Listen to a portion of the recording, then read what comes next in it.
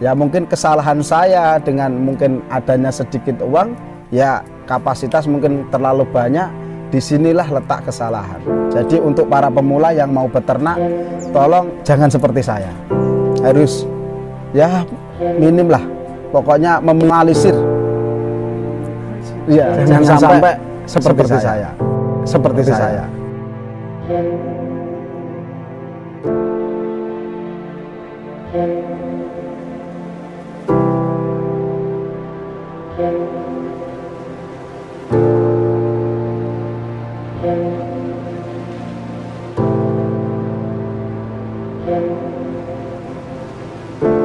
Assalamualaikum warahmatullahi wabarakatuh.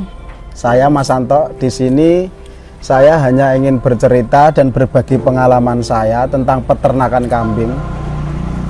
Dalam hal ini itu modal bukanlah satu hal yang utama.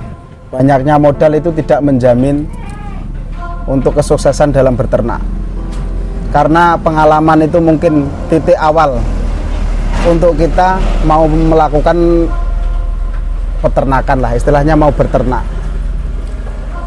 Menurut hemat saya, beternak itu ya sangatlah jelimet, apalagi dengan kapasitas yang banyak. Karena yang saya alami ternyata beternak seperti ini. Karena ini sudah terlanjur, istilahnya terlalu banyak lah, karena pengalaman yang saya punya belum terlalu mumpuni di bidangnya untuk breeding maupun fattening.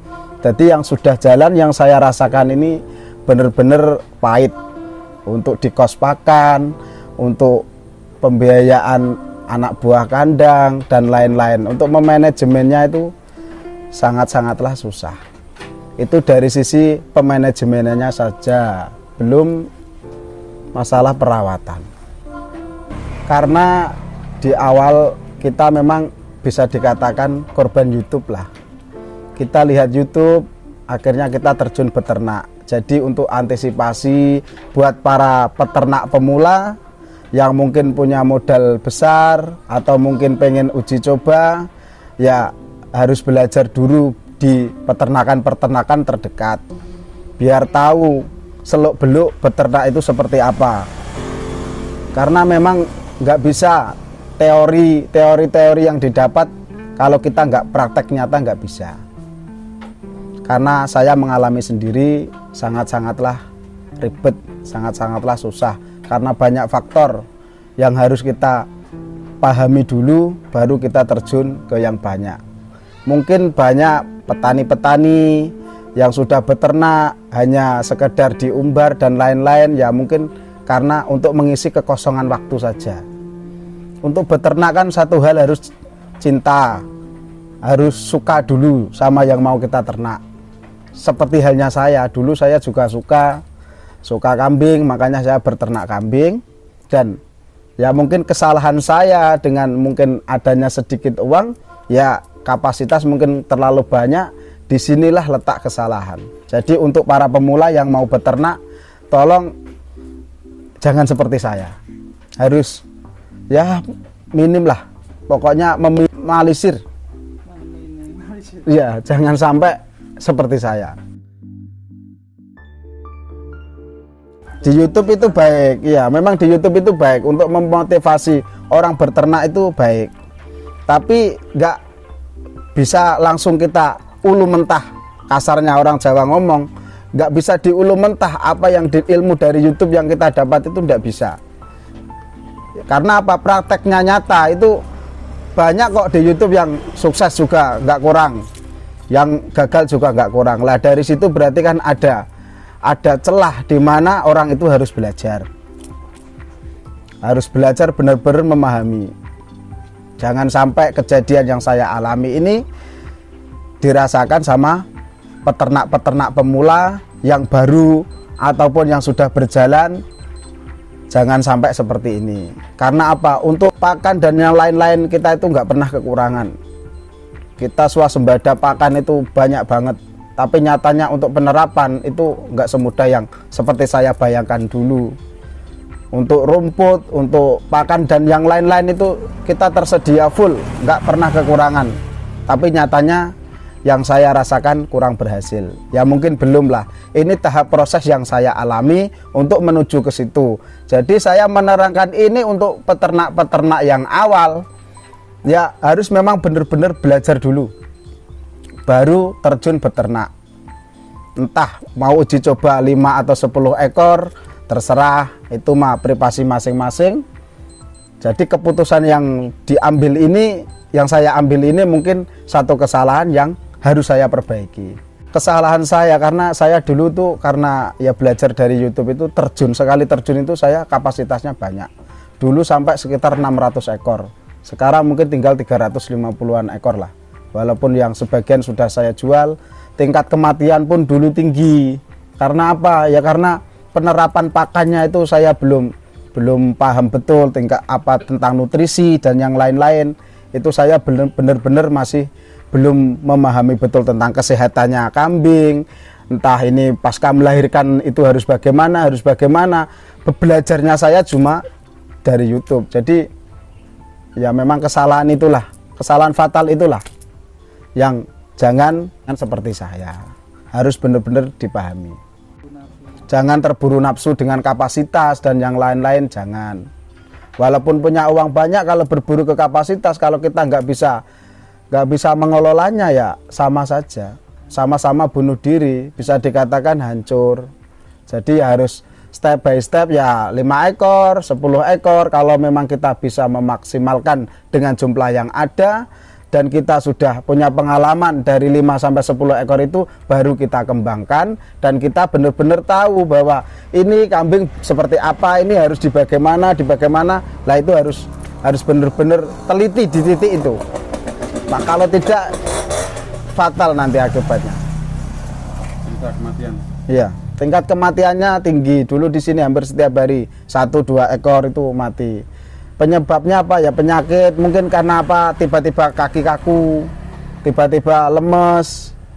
Banyaklah faktor-faktor itu ya. Dari titik itu kita yang belum peka memahami kambing 1, kambing 2, oh ternyata ini butuh obat ini, kita yang belum paham. Kita otodidak, belajar dari YouTube, dan penerapannya seperti ini, bisa dikatakan kita ini gagal lah. Dan satu lagi, untuk memulai beternak, istilahnya kita mau merawat apa, kita lihat dulu pasar. Misalnya kayak saya ini di wilayah Bojonegoro, pasar kita itu domba gibas biasa. Dan condongnya orang daerah Bojonegoro dan sekitarnya ini itu ditanduk. Paling tidak kita pembibitan untuk awal kita masuk, misalkan mau fattening penggemukan kambing gibas, ya kita harus memilih bibitan yang ada tanduknya. Jowoan pun di sini kalau untuk lebaran haji, ya untuk kurban, untuk apa, memang peminatnya juga banyak. Tapi untuk wilayah sini yang saya tahu itu di domba gibasnya, condongnya ke tanduk.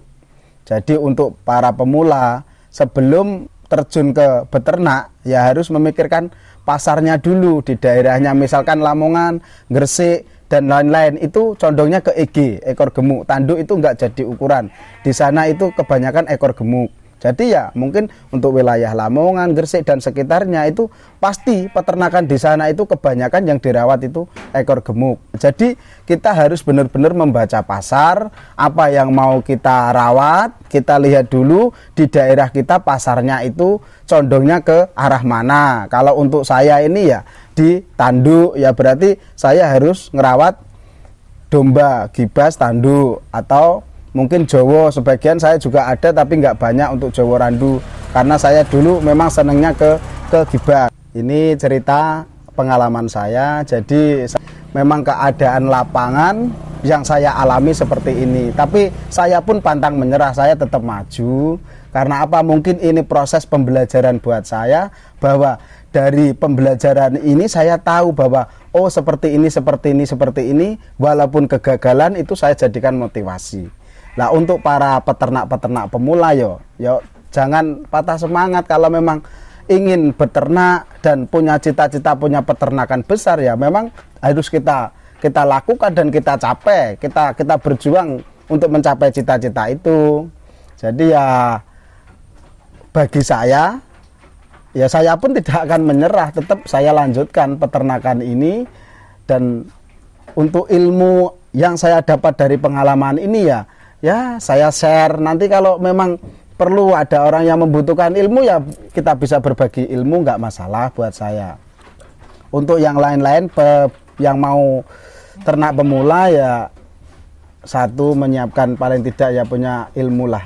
Walaupun punya duit banyak, kalau memang nggak didasari ilmu yang cukup untuk melakukan bikin peternakan, ya mungkin itu sih pribadi. Kalau menurut saya jangan. Untuk masalah nutrisi, untuk masalah pakan, untuk masalah apa, itu memang harus benar-benar memahami. Paling tidak memanfaatkan lingkungan sekitarnya itu apa, biar kos pakannya kita nggak begitu besar. Misalkan ada kulit kacang kah, ada onggok kedelai, kangkung, ataupun kacang hijau, ya paling tidak kita bisa membaca situasi lingkungan sekitar bahwa itu bisa dibuat pakan untuk ternak kita. Biar apa? Ya biar untuk mengurangi kos. Masalah pemilihan anak kandang, misalkan kita butuh anak kandang pun yang harus memang benar-benar yang punya pengalaman. Suatu saat misal kita tinggal kemana, kita nggak khawatir. Jadi paling tidak anak kandang itu sudah tahu apa yang harus dia lakukan. Dia tahu mana yang kambing-kambing yang sehat, yang sakit, yang pasca mau melahirkan, untuk yang breeding, paling tidak memahami di titik itulah. Jadi untuk peternak-peternak pemula ya harus semangat. Saya pun semangat kok, walaupun kegagalan sudah saya alami, saya tetap semangat. Karena apa? Ya dari titik kegagalan inilah saya belajar. Wes, intinya di titik itu, tetap semangat. Ya mungkin itu saja yang dapat saya uraikan, saya sampaikan untuk siang hari ini. Terima kasih, mudah-mudahan bisa menjadi pembelajaran untuk peternak-peternak pemula dan menjadi motivasi lah, biar tidak salah langkah seperti saya. Tidak gerusa-gerusu, walaupun punya uang besar, walaupun ya cukup segalanya lah, paling tidak ya yang saya sebutkan tadi bisa dijadikan acuan. Terima kasih. Wassalamualaikum warahmatullahi wabarakatuh.